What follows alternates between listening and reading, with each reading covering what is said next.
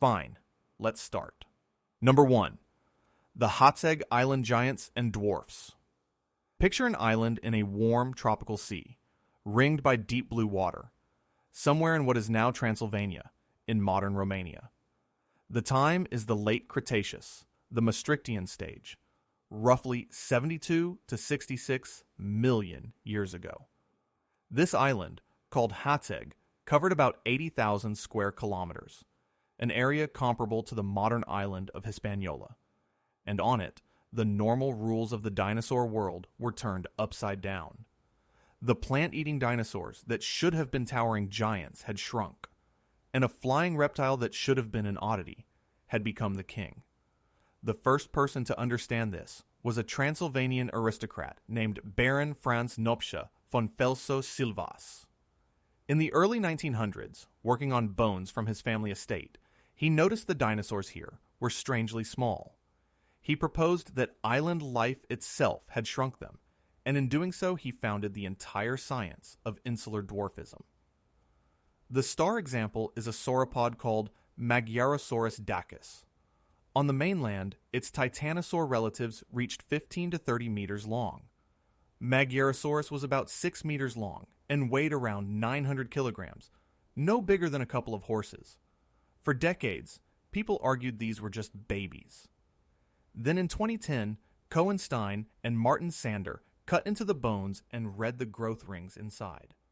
The bone tissue was fully mature. These were adults. The dwarfism was real.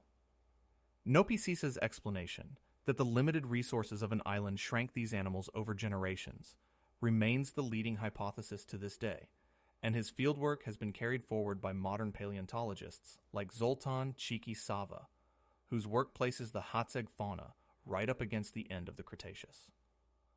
Other plant eaters shrank too. Telmatosaurus, a duck-billed hadrosaur, was only about 5 meters long, where mainland cousins reached 9. A stocky ornithopod called Zalmoxes, named for a Dacian god, was just 2 to 3 meters. But here is the inversion. With the big predators gone, something else seized the throne. Its name is Hatzegopteryx tumbema, named in 2002 by Eric Buffetot, Dan Grigorescu, and Zoltan Chiki. It was a pterosaur, a flying reptile, with a wingspan of 10 to 12 meters and a height of about 3 meters at the shoulder, as tall as a giraffe. Its skull alone was nearly 3 meters long. In 2017, Darren Naish and Mark Whitten showed its neck was not the slender tube of other pterosaurs, but short, massive, and reinforced with a spongy strut-filled bone structure, strength without weight. This was a giant stalking predator that walked on all fours like a monstrous stork and swallowed dwarf dinosaurs up to the size of a small horse. The reason a flying reptile could rise to such dominance is the same reason the plant eaters shrank. Hațeg had no large meat-eating dinosaurs, no tyrannosaurs, and no abelisaurs, so the apex predator niche stood empty until the pterosaur grew to fill it.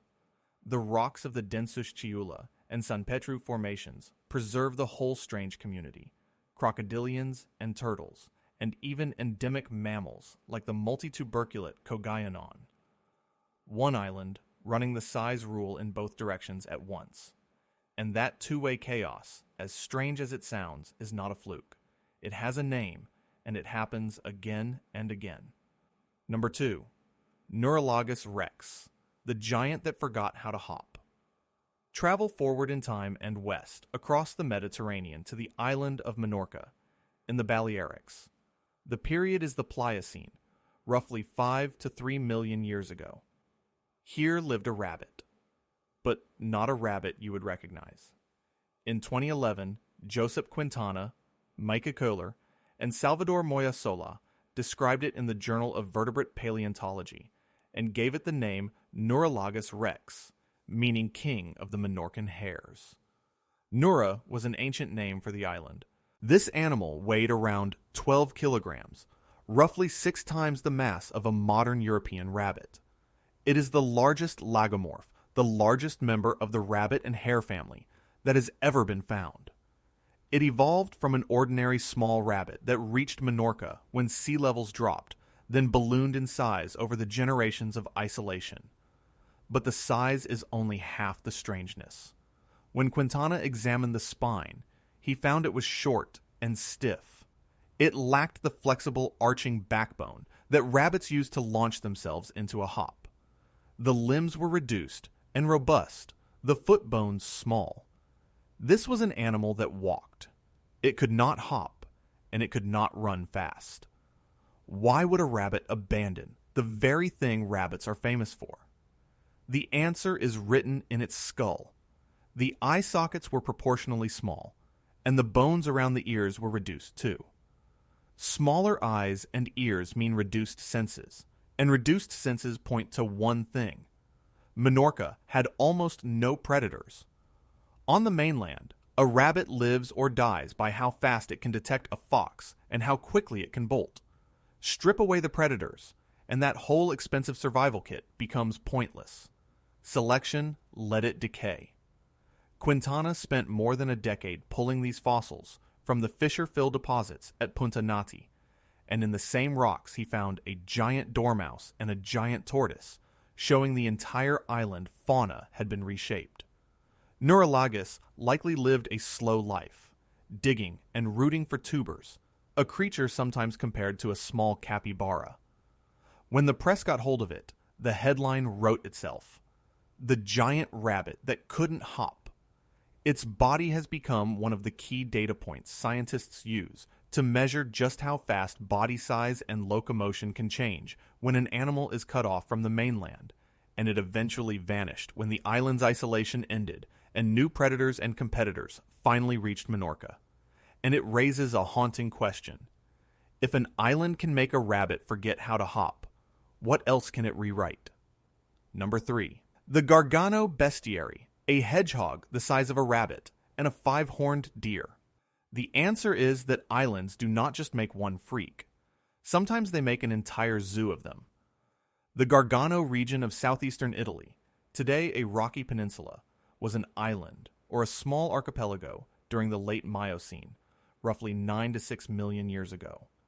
Its fossils are preserved in deep cracks in the limestone filled with red earth, the so-called terre rosse, studied intensively since the 1970s. The first flagship freak is Dinogalorix, a name meaning terrible hedgehog, described by Meinrad Freudenthal in 1972. The largest species, Dinogalorix koenigswaldi, had a skull up to about 21 centimeters long and a total body length near 60 centimeters. Now, it was not actually a spiny hedgehog. It was a giant relative of the moonrat, a hairy insect-eating creature called a gymnure. Living gymnures are small. This one was the size of a large rabbit, a soft-furred giant that hunted insects, snails, small vertebrates, and carrion in a place with no larger predators to stop it. The second flagship is even stranger. Hoplitomeryx, the armored deer, studied by Hans de Bruyn and later in detail by Alexandra van der Geer, carried 5 horns on its head. There were 2 pairs above the eyes and a single central horn over the nose, and jutting from its upper jaw were 2 saber-like canine teeth. No other ruminant, no deer or antelope alive or extinct, has this 5-horned arrangement, and it may have served in display and combat in a place with few predators to fear. The sabers parallel those of the modern musk deer and water deer, weapons used in combat where head-butting antler duels never developed. Several size morphs of Hoplitomeryx existed, possibly several species, and they shared the island with a giant hamster called Hademies, a giant pika, and a barn owl, Tyto gigantea, grown to the size of a large eagle owl. This was extreme endemism, a sign of long, deep isolation, until the sea finally fell, connected Gargano to Italy, and let mainland predators erase the whole strange world. Alexandra van der Geer now treats Gargano as a model for island evolution, ranked beside Madagascar and Flores, and the small kept getting big, which forces the question of just how big a small thing can get. Number 4. Leithia melitensis, the dormouse the size of a cat. Consider the dormouse. The living hazel dormouse is a tiny golden creature that fits in the palm of your hand and weighs only a few tens of grams. Now imagine one the size of a house cat. That animal was real. It is called Leithia melitensis, and it lived during the Pleistocene on the islands of Sicily and Malta. The genus was named by the anatomist George Busk back in the 1860s, working on fossils from Maltese caves, making it one of the earliest recognized cases of island gigantism ever described. Leithia is the largest dormouse that has ever lived. Its body length, excluding the tail, could exceed 30 centimeters, and where living dormice weigh tens of grams, Leithia is estimated to have weighed several hundred grams to more than a kilogram. In 2018, a research team that included Victoria Harridge used CT scanning to peer inside Leithia skulls and reconstruct its anatomy in detail, even estimating its brain size. The scaled-up teeth still carried the unmistakable cusp pattern of a dormouse, confirming that this giant was a true member of the dormouse family, just blown up to an absurd scale. How did it get so big? The same machinery we keep meeting. Sicily during the Pleistocene was repeatedly connected to and then cut off from mainland Italy as sea levels rose and fell. Each time it was isolated, the small mammals stranded there were freed from their mainland predators and competitors. With nothing hunting them and food to spare, larger body size paid off, and the dormouse grew. It scurried across the island alongside dwarf elephants and dwarf deer, a landscape mixing gigantism and dwarfism in the same scene. Its fossils come from cave and fissure deposits, including the famous Spinagallo Cave near Syracuse and the Gar Cave on Malta. Two species are recognized, the larger Leithia melitensis and a smaller form called Leithia cartae, and the size gap between this giant and a living hazel dormouse is one of the most dramatic in all of mammalian evolution. Today, paleontologists pair Leithia with Nuralagus as the two great poster children for the principle that, on an island, small things get big. And because Leithia survived into the Pleistocene, the first humans entering the Mediterranean world may well have laid eyes on the last of these giant mice. But a giant rodent is one thing. What happens when a bird decides to become the top predator? Number 5. Ornimegalonyx, the owl that ran. On the island of Cuba, during the Pleistocene, there lived an owl that did not fly. It stood over 1.1 meters tall, possibly reaching 1.2 meters, and it weighed around 9 kilograms. That makes Ornimegalonyx oteroi the largest owl known to science, alive or extinct. It was described in 1958 by a remarkable self-taught Cuban paleontologist named Oscar Arredondo, who documented much of the island's lost vertebrate fauna. The name means bird with giant claws. Its wings were reduced, and it was flightless, or very nearly so. Instead of soaring, it relied on long, powerful, robust leg bones to run across the ground and pounce. This is a cursorial owl, a running owl, an upright, long-legged predator that looked nothing like the silent percher we picture when we hear the word owl. It belonged to the same family as living wood owls, the Strigidae, which tells us it evolved from an ordinary flighted owl that colonized Cuba and then transformed. And the reason it transformed is the reason we keep returning to. Cuba had no large mammalian predators. The apex terrestrial hunter niche, the role a big cat or a wolf would fill on a continent, was simply empty.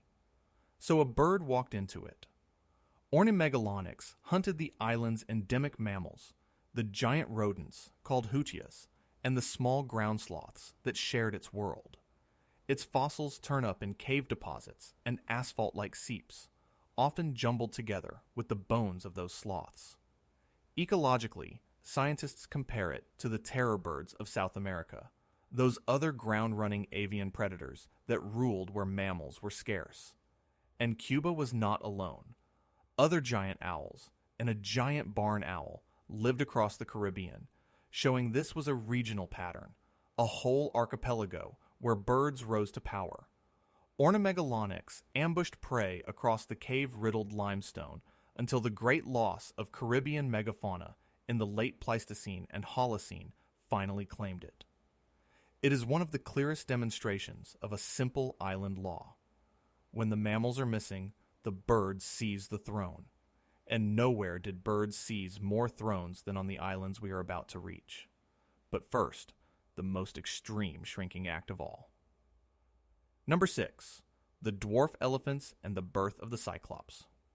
Across the Mediterranean, on Sicily, Malta, Cyprus, Crete, and the Cyclades, the Pleistocene produced one of the most jaw-dropping transformations in the history of life. Elephants shrank into dwarfs. The most extreme was Paleoloxodon falconeri of Sicily and Malta. It stood only about 1 meter at the shoulder and weighed roughly 300 kilograms, about the size of a large pig or a small donkey. Its mainland ancestor was the straight-tusked elephant Paleoloxodon antiquus, which stood up to 4 meters tall and weighed more than 10 tons. That is an over 10-fold reduction in mass, one of the most dramatic cases of insular dwarfism ever documented. It happened on island after island. Cyprus had its own dwarf elephant, Paleoloxodon cypriotes, about 1 meter tall, sharing the island with a dwarf hippopotamus called Phaneurios. Crete and other islands hosted multiple dwarf species of different sizes, and remarkably, larger islands tended to have larger dwarfs. Exactly what you would expect if available food and island area set the limit on body size. The early pioneers of this work, Othenio Abel and Dorothea Bate, were puzzling over these bones more than a century ago. And the dwarfing was not limited to elephants. The same islands shrank hippopotamuses too, producing the dwarf hippo Phaneurios on Cyprus and Hippopotamus minor elsewhere. Megaherbivores reduced by the very same island pressures. The dwarfing was rapid, occurring within tens of thousands of years of an island being colonized, and genetic and anatomical studies confirm these animals descended from full-sized elephants, not from already small ancestors. Now comes the twist that ties fossils to legend. Look at an elephant's skull head-on. In the center of the face is a single large opening, the nasal cavity that in life held the base of the trunk. To someone who had never seen an elephant, who did not know what a trunk was, that central hole looks exactly like one giant eye socket in the middle of a huge skull. In 1914, the paleontologist Othenio Abel proposed that ancient Greeks finding these dwarf elephant skulls on Sicily and other islands imagined a one-eyed giant, and so the myth of the Cyclops was born. The classicist and folklorist Adrienne Mayer explored this idea in depth in her 2000 book, The First Fossil Hunters. We cannot prove what an ancient Greek thought when he held a strange skull, but dwarf elephant remains were genuinely common on these islands, easily found, and on Tylos some survived until only about 4,000 years ago, well into the human historical period. Fossils, it seems, have always shaped the stories we tell, and no single island shaped stranger stories than the one we turn to next. Number 7. The Flores Menagerie, including a dwarf human. If you wanted to design the perfect natural laboratory for island evolution, you could not do better than the Indonesian island of Flores. Because here, the size rule did not act on one animal. It acted on an entire caste at once, shrinking some and supersizing others, and one of the things it shrank was us. In 2003, a team led by Mike Morwood and Peter Brown, digging in Liang Bua Cave, uncovered the bones of a tiny human. Homo floresiensis, nicknamed the Hobbit, stood about 1.06 meters tall, with a brain of only 380 to 420 cubic centimeters, about the size of a chimpanzee's. The fossils date to roughly 100,000 to 60,000 years ago, found alongside stone tools. The discovery, published in 2004, detonated one of the fiercest debates in the study of human origins. Was this a population of Homo erectus that had dwarfed on the island, the size rule acting on a human species? Or was it the descendant of a more primitive ancestor? The debate is not settled, but older hominin fossils from another Flores site, Matamengi, dated to about 700,000 years ago, are also small, suggesting the dwarfing ran deep in time. And crucially, stone tools on Flores reach back nearly 1 million years, which means hominins crossed open ocean to reach this island long before the Hobbit existed. Now look at the company the hobbits kept. There was a dwarf elephant relative, Stegodon florensis insularis, shrunk to roughly the size of a large cow or a pony. There was an earlier, larger Stegodon too, showing elephants colonized and dwarfed here more than once. And running the other direction, there were giant rats, members of the genus Papagomes, some the size of small cats, and several giant rat species, in all, a few of which still live on Flores today. Towering over the lot was Leptoptilos robustus, a giant marabou stork standing about 1.8 meters tall, taller than the hobbits themselves, a stalking bird that may have been a poor flyer and likely preyed on small vertebrates. Add a giant vulture and the Komodo dragon, the largest lizard alive, and you have a predator guild from a nightmare. A dwarf human, a dwarf elephant, giant rats, and a giant stork, all on one island. Nothing else in the fossil record matches it, and it all hinges on one impossible question. How did anything cross the open sea to get here at all? Number 8. Archaeoindris and the gorilla-sized lemurs of Madagascar.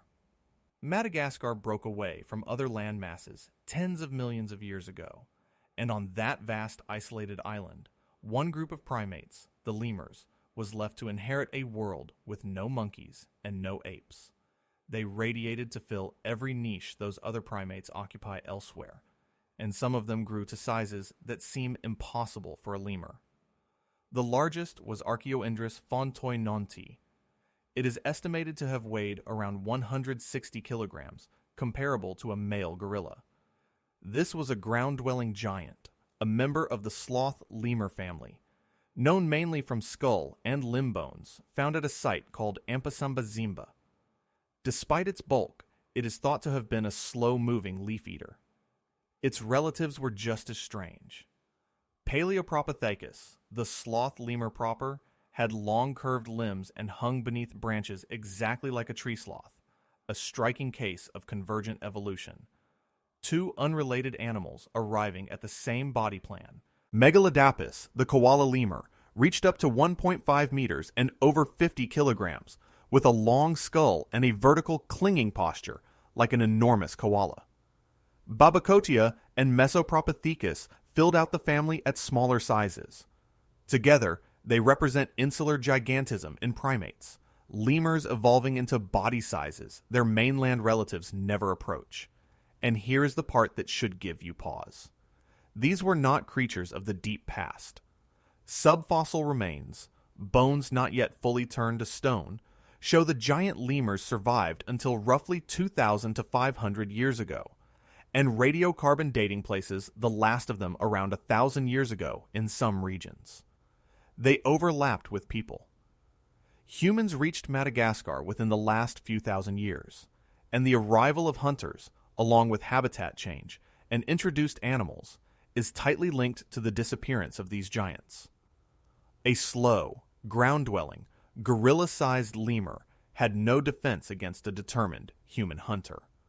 Babacotia and Mesopropithecus filled out the family at smaller sizes, and the suspensory adaptations of the sloth lemurs, hanging beneath branches with curved limbs, show how isolated primates can converge on the body plans of animals as different as sloths and koalas. Genetic studies on subfossil bone are now reconstructing how all these lineages relate. Madagascar stands as one of the clearest examples of adaptive radiation on an island, and as a sobering reminder that these monsters were alive when our ancestors walked among them. And on that same island, the size rule built something even more spectacular out of a bird. Number 9. Aepyornis, the elephant bird, and its impossible egg. Madagascar had no large mammalian browsers and no large mammalian predators. Into that vacancy walked the birds, and they grew into the heaviest the planet has ever seen. The elephant birds, family Aepyornithidae, included giants that dwarf every bird alive today. In 2018, James Hansford and Samuel Turvey named the largest, Varombi titan, estimated at up to 730 kilograms. Its better-known cousin, Aepyornis maximus, stood up to about 3 meters tall and weighed several hundred kilograms. These were flightless ratites, and in 2014, a genetic study led by Kieran Mitchell delivered a genuine shock. The closest living relative of the half-tonne elephant bird is not the ostrich. It is the tiny kiwi of New Zealand, a chicken-sized bird, which implies their ancestors made separate ocean crossings. Then, there is the egg. An elephant bird egg could be up to 34 centimeters long and hold more than 10 liters in volume, the largest egg of any animal known, living or extinct. A single one held the equivalent of roughly 150 chicken eggs. These birds were herbivores, browsing Madagascar's forests, and very likely dispersing large seeds as they fed. Their giant size is the now familiar story, gigantism arising in the absence of mammalian competitors and predators. And like the lemurs they lived beside, the elephant birds survived into human times. They persisted until roughly 1,000 years ago, and cut marks found on elephant bird bones dated to around 10,000 years ago suggest people interacted with them far earlier than once believed. Their extinction is linked to hunting, to the collection of their enormous eggs, and to habitat change as humans transformed the island. There may even be an echo of them in legend. Marco Polo wrote of a giant bird called the roc, and some scholars suspect those tales drew on accounts of Madagascar's elephant birds. Eggshell fragments still wash up on the island's beaches, and scientists radiocarbon date them to trace exactly when these giants faded out. Those same enormous eggs are now prized as museum and collector specimens, rare relics of the largest egg any animal has ever laid. An island with no mammals had turned birds into the largest in the world, and one final island took that idea, a world built entirely from birds, and pushed it to its absolute limit. Number 10. The moa and Haast's eagle, a world ruled by birds. New Zealand was isolated for about 80 million years, and across all that time it had no native land mammals at all, except for a few bats. With the mammals absent, birds took over everything, and the result was a complete ecosystem, predators and prey alike, built entirely from feathers.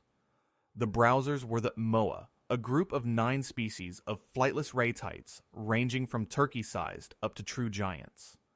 The largest, Dinornis, could reach about 3.6 meters tall with its neck outstretched and weighed up to 230 kilograms. The moa filled the role that deer and cattle play on other continents, and they had taken flightlessness to an extreme, losing their wings so completely that they had no wing bones left at all. A grazing giant invites a hunter, and New Zealand's hunter was airborne. Haast's eagle, known to science as Harpagornis morae, was the largest eagle that has ever existed, weighing up to about 15 kilograms, with a wingspan of 2.6 to 3 meters and talons comparable in size to the claws of a tiger. It struck moa at speed and killed prey many times its own weight. Julius von Haast described it in the 1870s from bones recovered in New Zealand swamps. And DNA later revealed something astonishing. This colossal eagle had evolved from a much smaller Australian eagle, increasing in size perhaps 10 to 15-fold in under 1 million years, one of the fastest cases of gigantism known. These birds may even live on in human memory. Maori oral traditions speak of a giant bird called the Pouakai, or Te Hokioi, a creature large enough to kill a person, which many believe preserves a real encounter with Haast's eagle. But the meeting did not end well for the birds. The Maori arrived around 1300 of the Common Era, and the moa, slow and naive and ground-bound, were hunted to extinction within roughly 1 to 200 years. And when the moa were gone, their hunter starved. Haast's eagle followed them into extinction around 1400. From their dry caves, we still recover moa gizzard stones, feathers, and even preserved soft tissue. A complete predator-prey world made only of birds, erased in a few short centuries. And that ending, the suddenness of it, is the thread that runs through every island we have visited. Everything we have seen, the dwarfs and the giants alike, obeys a single principle. In 1964, a biologist named J. Bristol Foster published a short paper in the journal Nature describing a pattern in island mammals.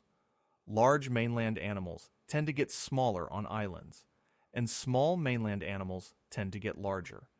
In 1973, Lee Van Valen formalized this observation and gave it the name it carries today, the island rule. 3 engines drive it. The first is resource limitation.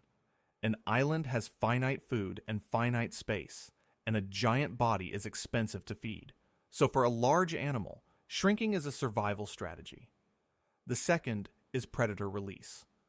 With the big hunters absent, a small animal no longer needs to stay small and hidden, and growing larger brings real advantages. The third is competition release. The empty niches left when most mainland species never make the crossing. Run those engines and the pattern snaps into focus. The dwarfs are Magyarosaurus, the dwarf elephants of the Mediterranean, the dwarf stegodon, and the hobbit of Flores, the dwarf hippos of Cyprus. The giants are Nuralagus, Leithia, Dinosaurs, Ornimegalonyx, the giant rats, the elephant birds, the moa, and the giant lemurs. Hațeg Island, remarkably, shows both directions running at once, dwarf dinosaurs beneath a giant pterosaur. The rule is statistical, not a law of physics, and there are exceptions. But its reach is extraordinary, and the speed is the most unsettling part. Body size, locomotion, even the senses can be rewritten in mere tens of thousands of years. It is not only body size that bends either. Locomotion changes, as Nuralagus shows by abandoning the hop, and even the senses change, as its shrunken eyes and ears reveal. An island, in effect, is an accelerated evolution experiment, and these creatures are the results. There is a problem hiding inside every story we have told. How did the ancestors of these animals reach the islands in the first place? Islands are surrounded by water, and most land animals cannot simply walk across. The answer is a process scientists call sweepstakes dispersal, a lottery of rare chance crossings. An animal rafts over on a floating mat of vegetation, torn loose by a storm, or swims, or flies, or is blown off course. Because these crossings are so rare and so random, the animals that win the lottery are an unbalanced subset of the mainland community. The great naturalist Alfred Russel Wallace mapped one of the sharpest of these barriers, the Deepwater Divide, now called the Wallace Line, and Flores sits on the far side of it. This is why island faunas look incomplete, and yet so bizarre. The predators and competitors that would normally hold a species in check simply never made it across, and that vacancy is the ecological release that lets the survivors transform. A flying owl crosses easily, lands on Cuba, finds no mammalian predators, and over time becomes a giant that runs along the ground. Elephants, surprisingly, are strong swimmers, which helps explain how they reached so many islands. Birds and bats fly, and reptiles raft. But hominins crossing the Wallace Line to reach Flores remains a genuine mystery, debated between deliberate watercraft and accidental rafting after a tsunami. This is also why a single island can hold so many waves of life layered on top of each other. The dwarf stegodon of Flores, for example, records more than one separate colonization by elephants, each followed by its own bout of dwarfing. And because Pleistocene sea levels rose and fell again and again, islands were repeatedly connected and isolated, restarting the experiment each time. Every island giant and every island dwarf began as an ordinary creature that won an impossible crossing, and that simple fact is the hidden engine behind every strange animal in this story. It is tempting to file these animals away as creatures of the unreachable deep past. That instinct is wrong. A startling number of them survived into human memory, and some were alive within the last few centuries. The dwarf elephants of the Greek island of Tylos persisted until about 4,000 years ago.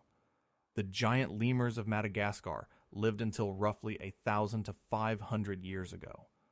The elephant birds endured until about 1,000 years ago, with cut marks on their bones reaching back 10,000 years.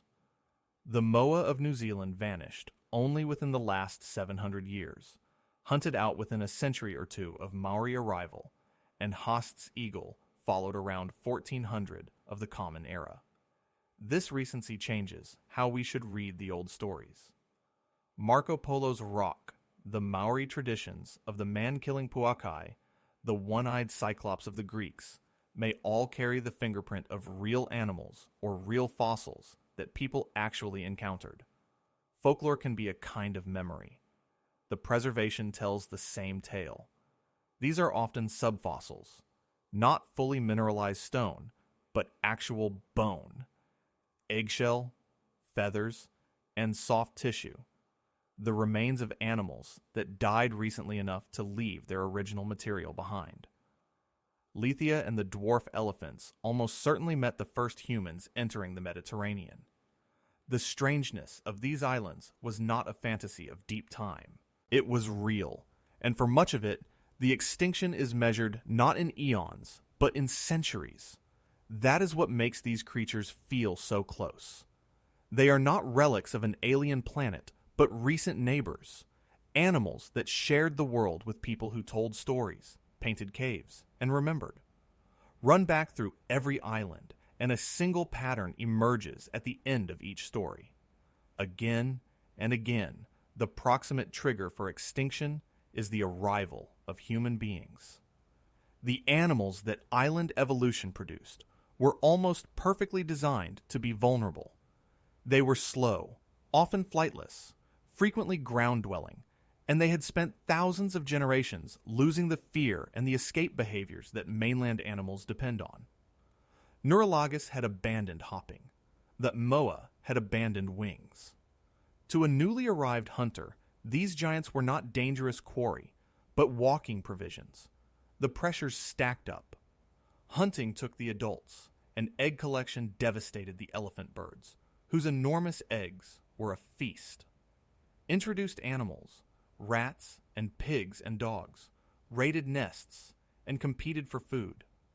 Habitat change as people cleared land removed the forests the browsers needed, and where the giants had evolved behind a water barrier, falling sea levels sometimes reconnected the island and let mainland predators and competitors flood in, which is what helped end the endemic worlds of Gargano and Minorca. Climate shifts, like the long aridification of Madagascar, compounded every other pressure. Scientists still debate whether each collapse was a rapid blitzkrieg of overkill or a slower combination of hunting, climate, and habitat loss working together. The truth almost certainly differs from island to island, but the small populations and tameness of island endemics meant they had little margin to absorb any shock at all. But the lesson is consistent, and it carries straight into the present.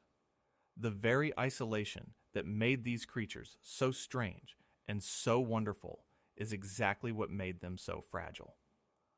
Islands are at once the cradles and the graveyards of the most improbable life on Earth. So what do we take from these vanished menageries? First, that islands are the planet's great natural laboratories, places where evolution runs fast and bold, and shows us what life is truly capable of when the usual rules are suspended. The questions they leave open are still being chased today. We do not yet know for certain whether the Hobbit of Flores descended from Homo erectus or something older, nor exactly how its ancestors crossed the open sea. We are not certain whether Hatzegopteryx truly monopolized the role of apex predator on Hațeg, and the precise timing of each extinction is still being refined. Modern science keeps rewriting the story.